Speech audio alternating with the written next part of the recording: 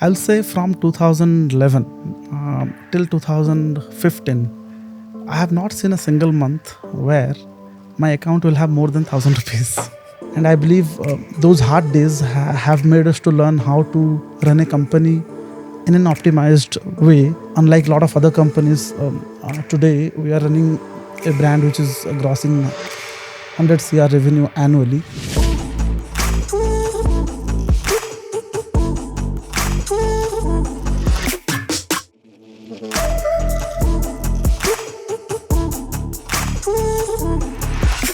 Welcome to episode 2, season 1 of Millionaire Mondays, the show where we bring you the stories of real Indian startups told by the entrepreneurs that built them. I'm Caleb Friesen, and on the show today, how an Indian entrepreneur who had never tasted a burger in his life before 2010 ended up building a 100-plus location homegrown burger QSR chain called Biggies Burger. For the most part, the QSR market in India is segmented. Indian companies sell Indian food and American companies sell American food, usually with a desi twist. Take, for example, KFC. Colonel Sanders in India is actually Indian. Domino's sells tandoori paneer pizzas, and Starbucks sells masala chai, not chai tea lattes. And the reason why all of these American companies are bending over backwards to sell F&B to Indian consumers is that the market opportunity is massive. India's QSR space is expected to grow by nearly 2x by 2028, hitting $32 billion. But here's the thing, a massive chunk of this market is actually going into American companies' pockets, more than 50% actually. As of 2020, more than 53% of India's QSR market was dominated by the Big Five: Domino's, McDonald's, KFC, Subway, and Burger King. Clearly, Indians love American fast food, which is no surprise, the rest of the world does too, but why aren't Indians selling American fast food to Indians? Well, my guest today, Biraja, asked himself the same question in 2011, and when he couldn't find a suitable answer, he decided to do it himself, establishing Biggies Burger in 2011, and today, Biggies is a very successful Indian restaurant chain selling American fast food burgers to Indians, and they have ambitions to reach FY24 revenue of 100 crore rupees. But when Biraja started Biggies in a 5x5-foot booth in Electronic City, he had virtually no business experience. He didn't go to an IIT or IIM, he didn't come from a business family. In fact, Biraja was just a regular guy from a working-class family in Bhubaneswar, Odisha. He got into business mainly to elevate the status of his family back home. My primary agenda was to build, to convert our working-class family to a business family. Was that something instilled in you by your parents, or you took that on yourself? Primarily, when I was at the third year of my engineering, I was doing sponsorship of events. I used to get sponsors for our college events, and back then I was monitoring a brand called Mongenes. It's a very popular bakery brand of India back then. Today also they're doing good. So I was always looking at taking up a franchise rather going for an IT job at that point of time. So I have approached them. So unfortunately, I did not get a right location. Then I was forced to join Infosys as a trainee. And that instinct of, or the basic goal was to start something on my own, but I did not have the understanding of how to start a business because in the closest of my network there was no one who was into business and into F&B. So F&B business was the farthest thing that I could have thought for. But I believe I got convinced about the concept of building a burger brand, and primarily, let's say till 21 or 22 years of age, if you have not tried something authentic and you feel like you have tried everything, right? And then you try something, then you get what is this? You have to do a complete Reiki of the concept of the product. And from that point, I believe I was too convinced about burger as a product, and I feel I'm too lucky to have chosen that product. How did you go about choosing that product? Because you're from Bhubaneswar, right, which is not a city known for its burgers. Right. What is Bhubaneswar known for? Bhubaneswar is the temple city of India. Okay. When it comes to food, so Oriya cuisine, we have dahi vadas, that is very popular there. We have rice, pakhada bhat bolte hain, like that's a rice-related product. It's mostly related to seafood and river food.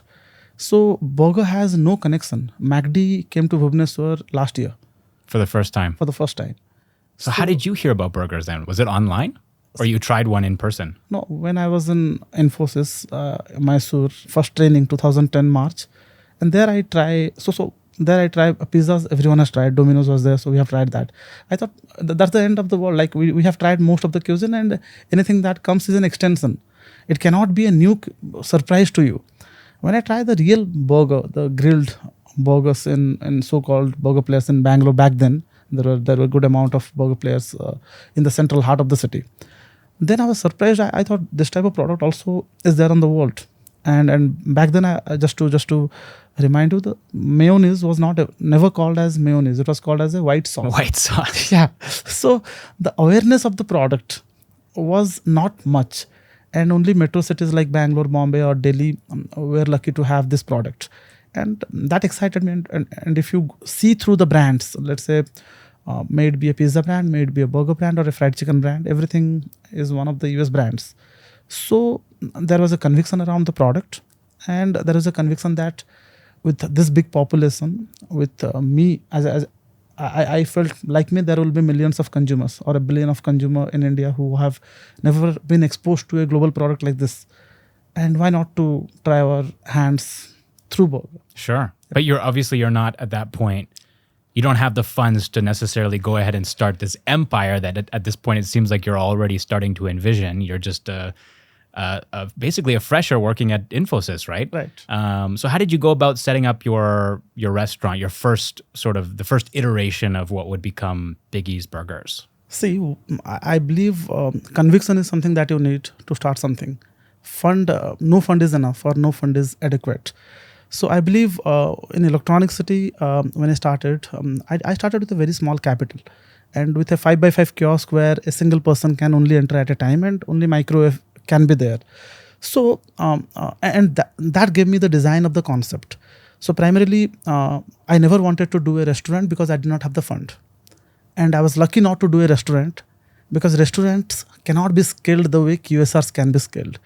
So at that point of time, the only idea was to survive for tomorrow and get some good reviews or feedbacks from the customer. Those were the end of the day earnings. Those were our sweat income that I recall. Almost like an MVP, right? Yeah. In the startup world. True. Like a POC, proof of concept. So I believe I was lucky. That time I was feeling that why I don't have right fund, I have right support. I was lucky enough to do to go through all the hardship, which made me fine-tuned to understand what an F&B business is, and there was no precedent mindset of how I should start the burger chain, or whether it will be a chain or not.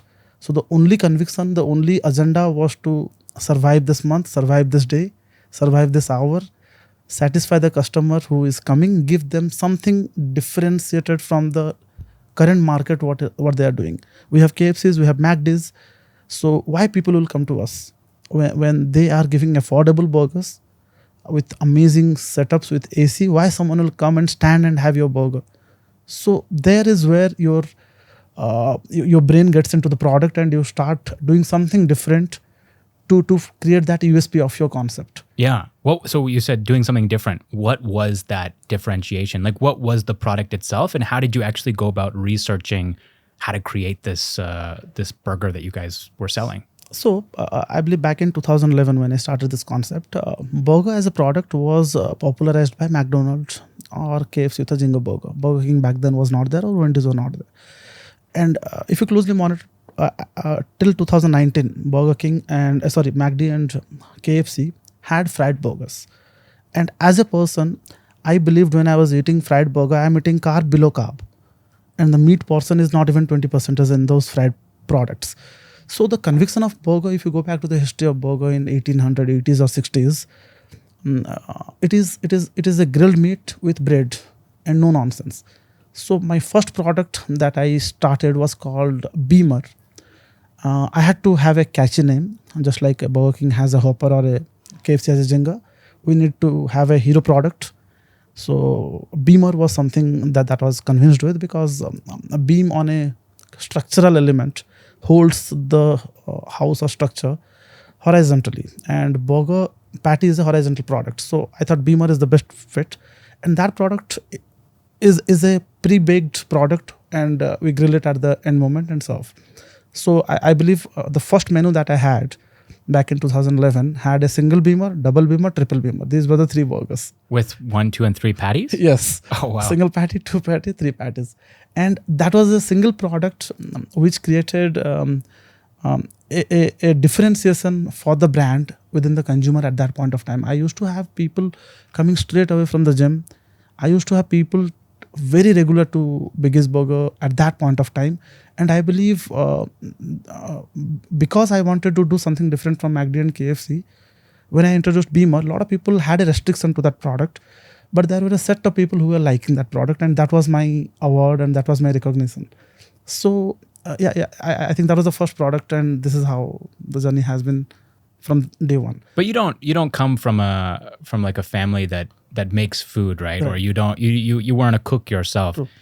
So how did you actually come up with the ingredients, the sourcing, the actual the inventory, right? The buns, the burger itself, maybe there's some sauce. Did you just go to the nearby grocery store and pick those things up and cook it yourself at home? Or like, what was the actual process of the logistics at that early stage? So let's say I still remember the first day I have sold 18 to 20 burgers. Let's say at that point of time, the burger definition was coming from a patty. First of all, a burger is good or bad.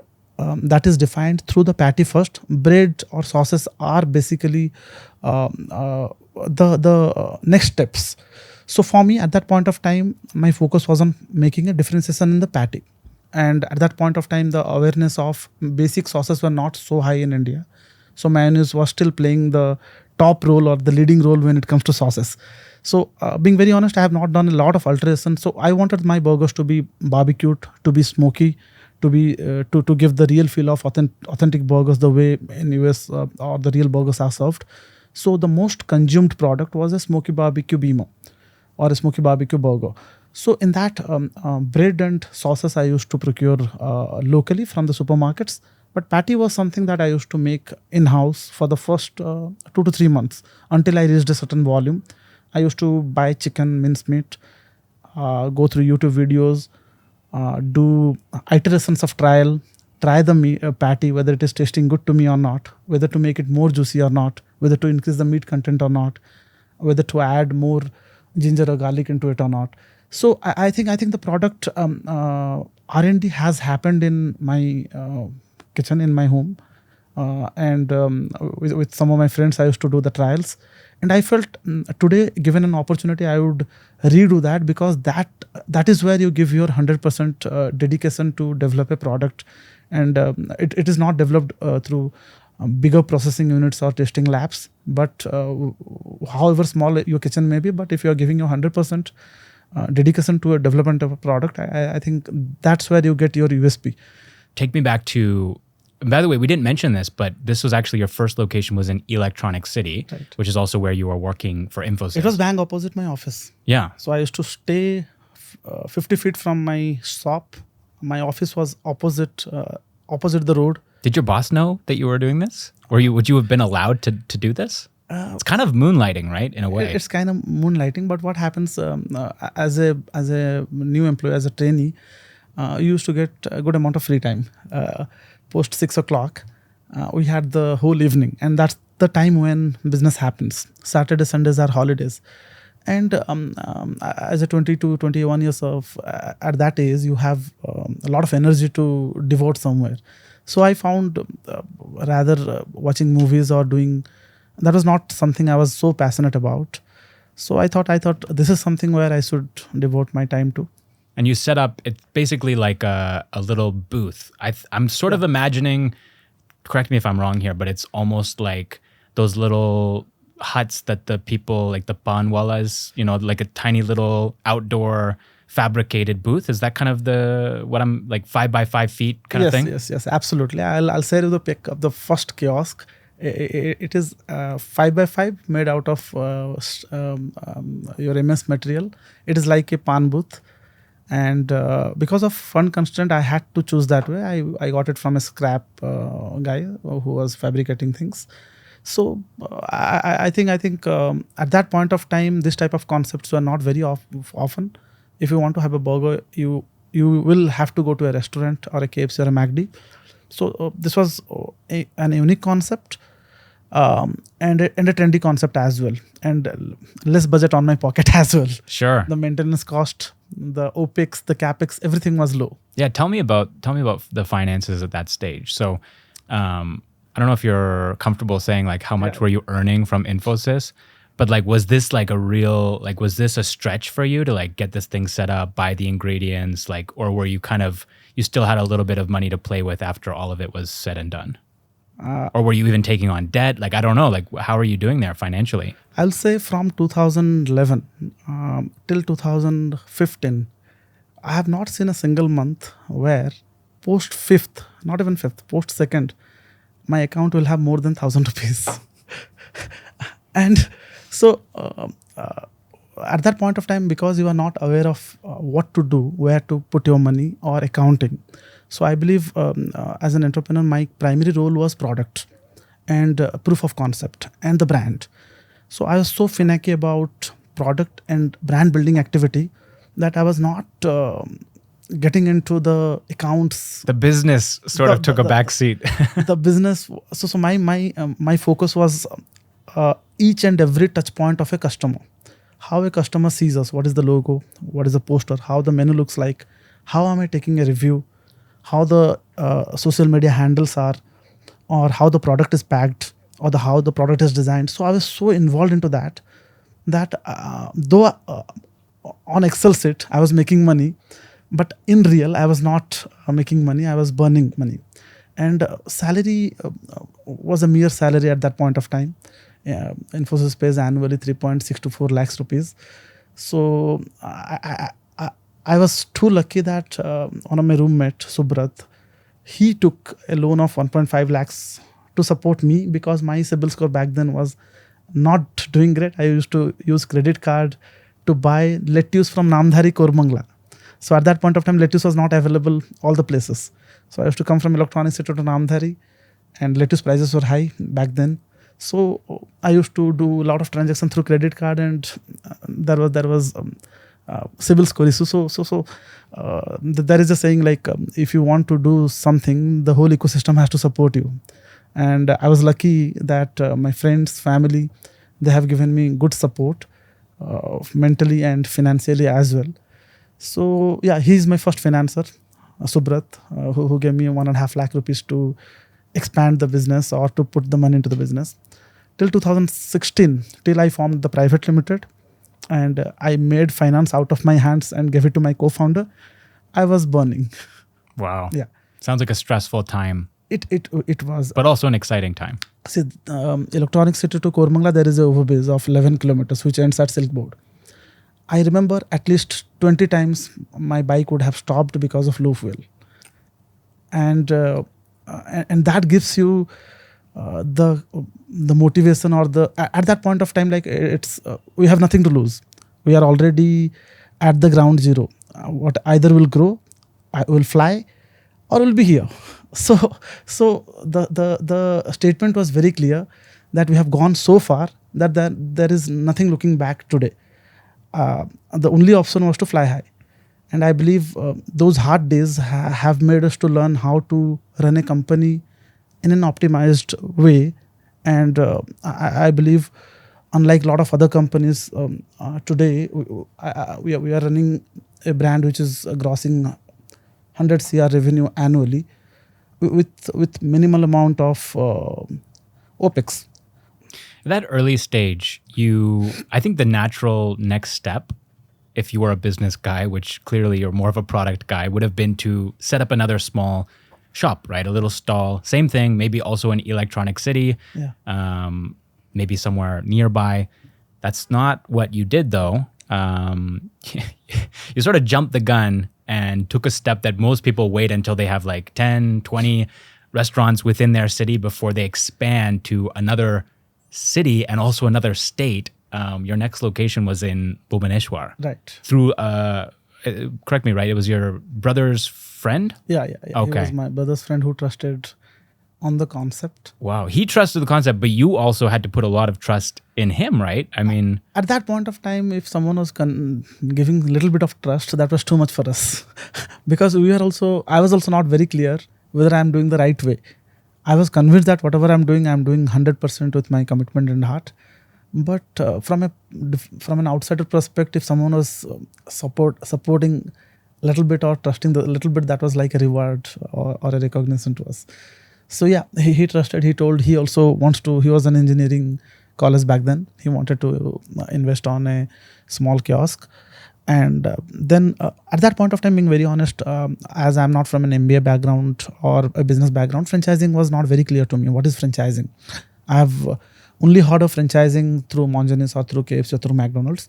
But how it is done, what are the basic parameters of being a franchisor, what are the expectations out of a franchisee, those were not clear. The only agenda was, okay, fine, I need to expand. In my visiting card, today I'm writing Bangalore, I'll write Bhubaneswar tomorrow.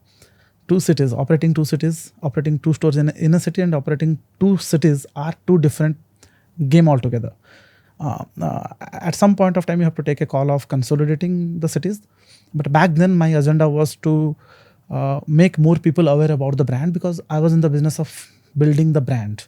I used to commute back then by train to my home. And I clearly remember back then, logistic was not very strong. There was a train called Prasanthi Express, where in the AC chambers, there will be a caretaker. And that caretaker will have a small place where he will be keeping all the pillows and the blankets. Once all the traveler comes, that place becomes vacant. And I used to travel through that because I was not having enough money to book my tickets in advance or planning. There was no planning. So I used to book didn't a ticket. the TT came and kick you out? No, once or twice that has happened, but 5-6 times I have gone freely. And that gave me the idea of commuting my products through that channel. Because back then I did not have the understanding of how to do logistic in a right way. And the logistic from Bangalore to Bhubaneswar was not established through cold partners. So train was the only way. But in train also I did not have the understanding whether my products will be safely taken, because back then frozen material or food materials were not in a popular channel, was not being taken. So I used to give some money to that guy and ask him to commute the product back then. So when you do an outlet which is almost 1800 kilometers apart, remotely managing a franchise makes you learn a lot of things. So this was a crazy time in Biraja's life, and you'll hear more about how he was literally airlifting lettuce across different cities in just a sec. But here's the thing. If Biraja had just used this video's sponsor, Explorex, then he could have actually monitored his Bhubaneswar franchised restaurant from the comfort of his smartphone in Bengaluru. Explorex's flagship platform, Bridge, is a full-stack operating system that helps you to manage your entire restaurant business. And it doesn't matter how many locations you have or how many cities you're in, Bridge puts you in God mode, giving you real-time data points on all of your locations like overall sales, total procurements and consumptions, and managing staff and access. Explorex is working with more than 1,000 restaurants across 15 cities in India, and so if you think that Bridge might be a good fit for you and your restaurant, then click on the link in the description down below to learn more. All right, now on with the podcast. Sorry, I was actually imagining that you would have sourced ingredients locally in Bhubaneswar. But yeah, you wouldn't. I mean, you're already even in Bengaluru, you're going to Namdaris to get lettuce, right? I'm guessing in Bhubaneswar, there's nothing. Like, there's no Namdaris over there. Lettuce used to be airlifted. Wow. Back then, I used to pay double the charge of lettuce what I was paying in Bangalore. Wow. And without lettuce, if you give a burger, it has no definition. You are no different from your competitor or the market. So I did not want to give a substandard product to my consumer. Only bread was locally baked, sauces, patties, and lettuce, gherkins. Gherkins was available. All these things were going through a transport way. That's wild. Yep, that's wild. I was losing money on every burger that was sold there for the cause of building a brand. Were you panicking at all? Like, was there any part of you that was like, this is not working and I'm losing money, I'm burning money, I don't have a lot of money, I'm still basically just a fresher. This is 2012. I'm not sure if you've gotten a promotion at that point or not. I'm guessing you're going after work, working in the stall. They're probably like, oh, this guy is really tired all the time. Like, he looks burnt out. I just can't imagine that you were like sort of thrilled about the direction, even though you had expanded, which was cool, but like this doesn't sound very sustainable. You are right. I believe for the 5 years, every single morning that I wake up, I used to think, how do I clear my dues the same day, because I will be getting 30 to 40 calls from my vendors to clear the dues. So I believe I was so I was so thick-skinned to have that type of adverse condition back then, that the only goal was to establish Biggies as a brand. For me, at that point of time, the core responsibilities were brand building, product building, and making it more popular. A brand is never a brand until and unless it reaches to a lot of people. So, fortunately or unfortunately, I'm not able to convey the strength that I was having back then, the mental strength of being a mad guy behind making Biggie's logo from a logo to a brand, that I was in a debt of, at one point of time, I was in a debt of back then 18 to 20 lakhs. I used to scroll my mobile and see which friend can give me 5,000 or 10,000 rupees. Because at that point of that 5,000 can save my company or the brand. So maybe I was favored by a little bit of luck that I survived those 5 years. And those 5 years are the time where 99.9% of businesses die. And after I was 13 to 14 outlets, I believe the conviction of people towards the brand in terms of a consumer of a franchise was very clear. And I clearly remember I got engaged in 2016. At that point of time, I did not have the money to buy a blazer for a suit. So I take a friend's credit card to buy it. I got engaged in August or September. I don't recall the month. Just don't let your wife watch this. I know the marriage date. Within 3 months, my marriage was there. Within that 3 months, all my debts were clear. How? Because I got a master franchise for a territory. I got 3-4 franchise signed up, and the complete debt is clear. I'm debt free by my marriage. So I believe it's the continued effort, or the what you said. I'm not getting the right word. It's like the conviction about the concept that the luck will favor you. Yeah. It's not about always the luck. It's about the conviction on the concept of yours. If it is there, then only luck plays a vital role. Increasing the surface area of luck. Maybe. Yep. Maybe. Yeah. Yes. You got it right. Yeah. Okay, so you've, again, going back to 2012, so you've got 2 locations in 2 different cities. Yeah. You make the decision, or you give the green light to a continuation in this direction rather than sort of bringing things back to Bengaluru.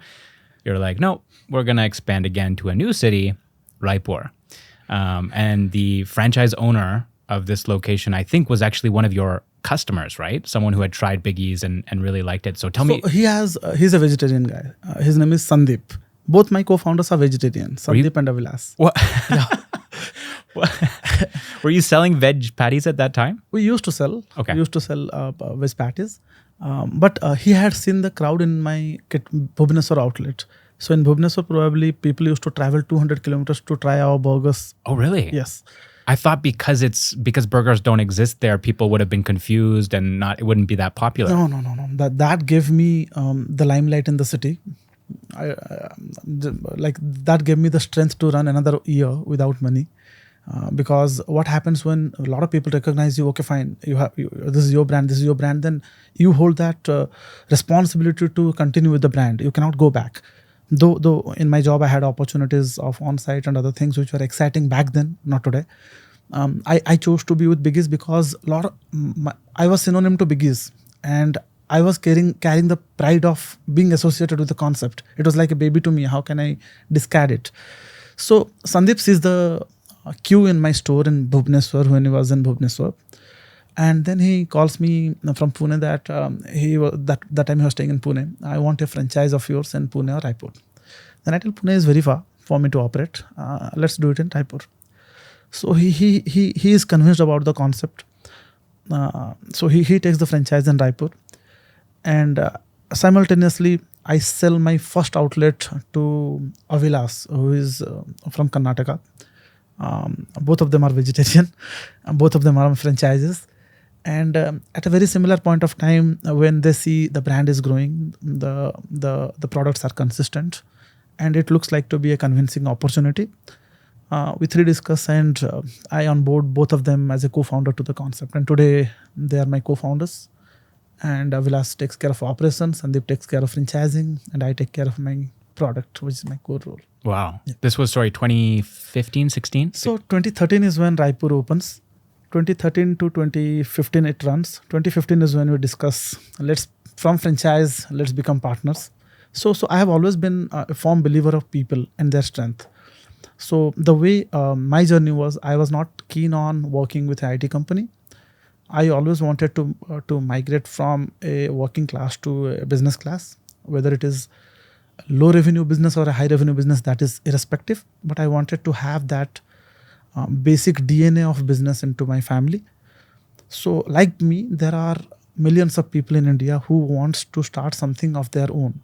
So it was not only brand or money, it was about a journey of a middle class society people, working class society people, to a entrepreneurship journey. So I think that is highly required in India with such a great population, or with such a great potential of future. We need a lot of entrepreneurs to be born. Yeah. And it is a social responsibility of every entrepreneur to build buddy entrepreneurs who will be the future of the country. Absolutely. So franchising for me was not just selling franchising or just giving,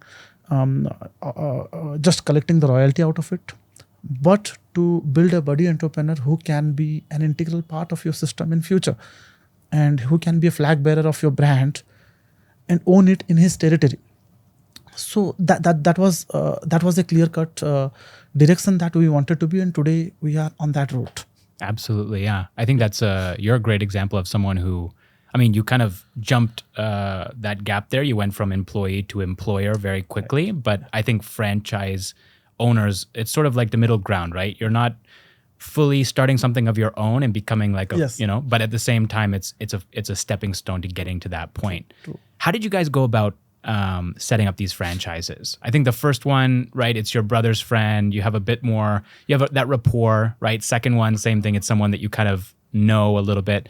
But as you start to expand, it can become a challenge to find the right people and to say yes to the right people, and also to say no to people that you think might not be a good fit. True. I believe the induction of franchise to Biggies Burger happened through a customer in Bangalore. I remember 2011 end or 12 starting.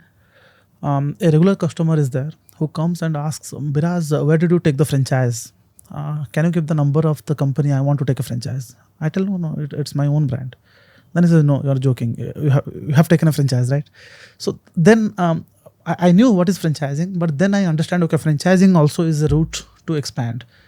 So when the brand doesn't have lot many outlets, you have 1-2 outlets, it is always getting the people convinced about your vision and a concept. And they will always find opportunities to make it a financial benefit to them. And that's okay. You are establishing your brand. They are just earning from the store. So initial days, primarily, we had to sell franchises. We had to tell people that we are a convincing model, invest on us. But I believe from last 2-3 years, we have been recognized as a respected F&B franchise concept in the country, and we have a decent flow of franchises where we do not want to have a 1-to-1 ratio of franchise to stores. Rather, we are working towards making a 1-to-4 or 1-to-5 ratio of franchise towards stores. So at this point of time, primarily, if I have to give example, our franchise portfolio has a mix of young guys at 21, 22 years old, just like me, who wanted right after education to do something on their own. We have army veterans, we have housewives who are involved into it. Currently, we have 67 to 68 franchises onboarded who own 118 to 120 outlets. Now, out of them, probably 20 plus are full-time into Biggies Burger. So there are some franchises who come from automobile background. There are some franchises who are from real estate, who are from their second generation of business, where they do not want to be involved into the traditional businesses. They want a newest business. So at this point of time, I have a very, very strong mix of franchises, and we have an ecosystem where franchises are growing along with the brand. I believe at this point of time, the association of a franchise is being very carefully taken, where the conviction on the financial return and the brand is there. And we do a proper risk assessment of the franchise's investment and convey what are the risk parameters that are possible in the journey. So that gives us a clarity. Earlier, maybe we also were not very aware of how the journey would be. But today, after operating 120 franchises, we know how and what responses will come from the store. So we very clearly convey, and I believe franchising is all about trust and giving clarity on the financial journey. Now, one thing that's really interesting that I've noticed about the Indian market is that the vegetarian side of things is really important, right? If you don't have any veg offerings, it's not so much that people will sort of shrug their shoulders and go to the next place. Like, they'll actually be genuinely upset, right? Like, why is there no veg option? And you guys actually, I think, do like a lot of your business is vegetarian burgers, right? Yep. I also know, though, that you, at one point, I don't think you offer these anymore, but at one point you were selling hot dogs as well. So, and these were veg hot dogs. Yep. Tell me, I mean, was that, I can't imagine that it was something that you could source from the Indian market. Like, hot dogs are a very niche, Right. uncommon product, right? So back in 2013, when my Raipur outlet opened, Raipur is Hindi heartland, center of India, where vegetarian population is too high. Non-vegetarian population is 20-25%, 75% of that city. That the consumer that we were getting was vegetarian. So we had a product, hot dogs, and as everyone thinks hot dog is a non-veg product, we had a non-veg hot dog, chicken hot dog. But the customer started complaining, why you have a chicken hot dog, why not a veg hot dog? And then my franchise, who is my co-founder today, Sandeep, he tells me, you have to give me veg hot dog. I have told you that it's a vegetarian market, you have to be prepared for the market, and I need a veg hot dog. So back then in India, there was no one who was manufacturing veg hot dogs sort of thing. There was no concept of veg sausages. So I do my research and I find someone in Malaysia is preparing that, which is the closest from India. There is nowhere in Asia other than Malaysia, which is closer to me. Then I contact them and I get that product in India, which I have to sell to my franchisee at a cost, because I have promised him a food cost. I cannot go beyond that. Where I was getting the landing cost was 1,200 rupees, I had to bill him 340 rupees and take a hit of 700 rupees, 900 rupees approximately per kilo for the continued amount of time, because of the commitment that was done to the franchise. So then I ran that product for 3-4 years. And I started locally manufacturing with a manufacturer when the volume increased. So as we are a franchisable concept, our commitment and words have to play the vital role. So if you commit that, you have to deliver a food cost. If anything changes, then the whole dynamics changes. So as we are into the business of building a brand, all the burn has to come to us. And whatever is committed to the franchise has to be delivered. And that is one key strength of the concept or of our brand or our DNA when we do business. If we commit the franchise of X, anything goes beyond, we take the hit and we transfer X minus to them. Yeah. That's wild. I think it shows your commitment to meeting the expectations of your customers, where if it was me, I'd just remove hot dogs from the menu. I'd say, well, if you guys want a veg hot dog, you're complaining about it, how about we just have no hot dogs, right? But you're like, no. I think that was challenging. That gave me a good learning. Let's say on the course, I would have lost 2 lakh rupees on the whole supply chain of that product. But I think my learning was much more than that. I understood the veg consumers. I understood how to do logistics from Malaysia. So what is a veg sausage was a new concept to me. So there was quite interesting learning out of that. Yeah. Yeah. Seems like it was working out for you. It was working out, but over a period of time, when we scaled up, when we changed our model from a kiosk to an express to a cafe model, so generally what happens when a brand grows, the menu shrinks because you cannot do everything at once. So we took a very conscious call that we want to be known as a grilled burger chain in the country. Hot dog as a product is contradicting a lot when the vision of grilled burger is being placed, and it is not a common habit in India to consume hot dog. Today also it's a foreign product. It is not. It has not been indigenous in the country. So we took a conscious call in probably 2019 to remove and shrink down our menu to make it a smaller menu. Okay. And you said 2019. So 2019. How are things? I mean, you guys had expanded at this point. How many cities were you in 2019? 2019, I remember we had 36 outlets. At that point of time also, so typically it's all about, as we are supplying from Bangalore to Bhubaneswar, whatever the cities in between, we tried to expand because it will be easy for us to do logistics. So we were there in Andhra Pradesh, Hyderabad, Orissa, Jharkhand and Bangalore. These were the places we were there. We were scattered with 37 stores. But the brand growth was there. We were having a month-on-month or year-on-year growth at a 2x at that point of time. Wow. Yeah. Was the business profitable at this point as well? At that point of time, operationally store level were profitable. But at the corporate level, we were burning money. We were investing the franchise fee. So when you collect a franchise fee, it is paid for 60 months. They pay you a franchise fee for 5 to 6 years, but we used to take that into account on the same month to survive, and that's okay. But at the end of the day, we have to service the franchise for the whole tenure. We used to do that. Yeah. Wow, that's a bit of a different strategy from what a lot of the people that we have on this podcast are startup founders, right? And so they raise money from VCs, angel investors, but.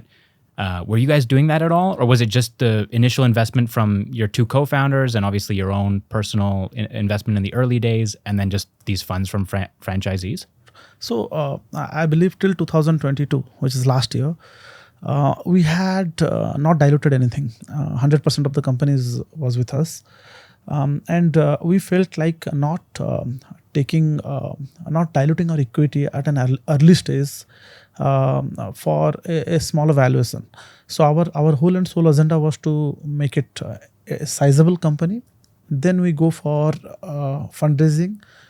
At that point of time when our basics are correct, our unit economics at the store level are correct, our brand is established and our only job is expansion or marketing, I believe that is the time when fund is required. And we felt 2022 was the right time where we have our basics, SOPs, product, brand building activity, or the team is set. And now is when we need foreign knowledge or mentors and we need expansion of marketing. Then we took the fund. Yeah. So till 2022, we were self-surviving. Yeah, let's put a pin in that because I want to get back to that. But beginning of 2020 is when the pandemic hits. How much of your business at that point was online sales through these restaurant delivery platforms, Swiggy, Zomato, and how much of it was dine-in? So pre-pandemic, 20% was online, 80% we have designed our concept to be more of walk-in sales. If you come to our stores are large, 700 to 1,000 square feet average. We spend a good amount of capex to give a good ambience. So we primarily want a ambience-oriented F&B QSR chain. So our focus was not very strong on online delivery. But thanks to COVID, that it gave us the opportunity to unveil the hidden strength of our product when it comes to online delivery. I believe February was a bad month when COVID first lockdown happened. But by May, we were almost at 60% of our net revenue through deliveries only. So I believe that COVID period helped us to streamline things which we could not have done in 10 years. And for us, it was a phenomenal period where optimization, maximum utilization, effectiveness, or realizing your strength, which are gray. These were the activities that, as a team, we are doing. We used to interview each and every team member for hours together to understand what direction they want, because we had a lot of free time. And that was the time given by the universe to relook into your strength and weaknesses and segregate them and create your strategy for the next years. I believe post-pandemic, our growth has been, I still remember we used to sell 25,000 burgers a month. Today we are selling 2 lakh burgers a month, which is almost 8x, 9x. And that is possible because we had utilized pandemic period to work on our strength and find out what are the weaknesses and how to come through that. Wow. Yeah. After the pandemic, you figured out a lot of things about your business that you didn't know before COVID-19. Mostly during pandemic, it was about survival of the fittest, I believe. It was about whoever had the capital, whoever had the runaway, they were surviving. We are not a funded company. We were surviving every month. We had to earn to survive for the month. Pandemic taught us how to survive without external money. Whatever you are generating, how to be highly optimized, how to be highly productive, how to do more things with less gadgets or less equipment. And I believe optimization, it was a period where the whole company got into the cycle of optimization, and the results were very clear. I have never imagined to grow beyond 4x in a year. But today, when I go back Q1 of 2022 to Q2 of Q1 of 2023, we are already in terms of burgers, we are at a 9x growth, and I'm looking forward to keep the momentum in the coming years. Yeah, but as you keep that momentum going, as you keep expanding, I think it becomes more and more challenging, right? Oversight. There are 3 co-founders, so you guys are able to spread yourselves out a little bit more than if it's just you, right? And you're trying to sort of have a bird's eye perspective on all of these different locations, and making sure that the consistency is there, the productivity from the employees, the revenue, everything is moving smoothly. Has that been a challenge at all as you expand? I believe we have spent a good amount of time. A lot of people say you started in when we were 22, 2011. Today is 2023. It's 12, 13 years. In 13 years, a lot of people, they, in their eyes, in their perspective, we are a successful brand. In someone's perspective, we are not successful. But it is about the self-satisfaction that I and my co-founder get, that we feel we are happy with what we have got. And we are content with what knowledge or what understanding of F&B business that we have got. So today, let's say we have started another brand of ours called Bigguy Wingery. And every brand has to do R&D. During pandemic, every brand started cloud brands. A lot of them are shut. So let's say Bigguy, I started in 2020. The work was started during pandemic. And today, we foresee where Biggies is, at that same position of 100 outlets or 118 outlets, Bigguy will be there in next 2 years. And why we can so confidently tell this? Because of the hard-learned experience that we have gone through. I believe as my co-founders, as a team, I'm too lucky and too happy and too content with whatever I have today. That's not a switch that you can do, click you will get. It is a process, and that takes time. And for some people, it may take milliseconds, microseconds. For me, it has taken 10 years. That's okay. Wow. Yeah. No, it's difficult to set up the infrastructure for scale, right? But once you figure that out for yourself and also for your co-founders and whatever, the people at the top, right? Once everyone knows how to sort of replicate that model with your one business, Biggies, then I think it's just a matter of sort of copying and pasting that into a new a new brand, right? I would say today, 99% of our effort is on Biggies. At some point, what happens is you get into a hobby. You watch movies or you watch cricket. Our hobbies were not similar. So Setting up another business. So we thought of setting up another brand as a trial. And Biggies has so much of work today. Let's say we are 118. We look forward to make it 1,000 crore brand in 5 years, which will be taking us 10x in 4 to 5 years. So I believe our engagement, our basic benchmarks or the basic SOPs or the basic attributes of going there are set. We just need new brands and wherever our weaknesses are and achieve the goal. Yeah. So we are confident. What does that path look like to, you said 1,000 crore, right? Is it pan-India expansion, being, everywhere across the country? Is it global expansion? What are you imagining here? At this point of time, though we have some opportunities globally beyond India, but at this point of time, I believe the whole world is eyeing at India. And we want to leverage the next 5 years where the CAGR is projected to be 28 to 30%. I do not think any country has that type of CAGR when it comes to F&B and specific to burger. So at this point of time, I believe I'm not, as a company, we are not eyeing at expansion beyond India, because I feel India has so much of opportunity that we can establish 3,000 to 4,000 outlets only in India. And for making the company 1,000 crore company, we just need 600 to 700 stores. So for this checkpoint or for this goal or vision of ours, I think I don't want to defocus anywhere from our core strength of demograph. But yes, if any good opportunity comes from other places where experienced F&B operators wants us to expand with the right amount of investment, we would consider them. But that's not on the roadmap. Sure. Yep. Yeah, maybe not in the next 5 years at least. Because I know at the beginning of the conversation, you were talking about how most of the successful global QSR companies are based in the US, right? Yep. McDonald's, KFC, Domino's, etc.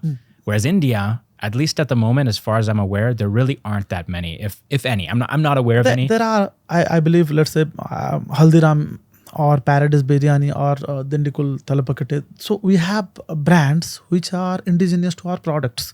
We do not have. So Indians today are consuming burgers. We have to accept it. Are consuming pizzas. From where are they consuming is the question. Are they consuming from Indian brands or they are consuming from US brand? They will keep on consuming, and this number is going to increase because of the habit of eating outside has increased. So there are no Indian brand today which are focusing, where the prime focus is on building an Indian US product or US QSR chain, because of whatever the reason may be, our consumption of pizzas and biryani are more or less the same. And biryani is indigenous product where we have Indian brands. We do not expect a US brand to make biryani and feed us, but I think I envision to create an Indian global QSR chain which has a strength on US products at this point of time. Wow. Yeah. At some point, you've been at this now for more than a decade. A lot of people, I think, start looking at, is there a way for me to just kind of take a break, right? Or maybe stop altogether, retire, right? At this point, the business is successful enough that you could potentially exit, right? You could be acquired. There's a lot of these huge F&B brands that probably would be interested in buying Biggies, or going the IPO route as well, right? Have you ever thought about either one of those, or is it just sort of like you're still in? I believe I'm too young to think about that. You still got energy. I have got good amount of energy at this point of time. For the next 5 years, we have never thought of this prospects at all. So we would like to continue whatever you're doing, and we would like to achieve the 500 CR, 1000 CR benchmark of a brand. I think those are the two objectives of the whole team today. Other aspects we have never thought of. Though we have been approached, but we have never taken that the amount of effort that we have put in 10 years. We do not want to dilute them with 100 crores or 200 crores. We definitely are looking towards a bigger number. 1,000 CR plus outcome. Yeah, at least. at least. That was Biraja Raut, founder of Biggies Burger. And by the way, you might have noticed the emphasis on big, biggies, big guys. And I actually asked Biraja about this, and he told me that the letter B is actually very significant to him. Burger, as a product, everyone likes big burgers. So it was by fortune that my name starts with B. Bangalore was B, Burger was B, Bhubaneswar was B. So I was very convinced that my brand has to start with B. And I was fond of having big size burgers. Either I can finish it or not, but I wanted my burger to look big, juicy and meaty. So big was the name that was revolving when I was creating the brand name. So from big, I thought Biggies Burger will be a good name. And big guys, again, when I created Biggies, this brand name also was the second option in my list, but I found Biggies to be a more prominent brand name. Thank you so much for watching or listening to the podcast this week, and I'll catch you in the next one.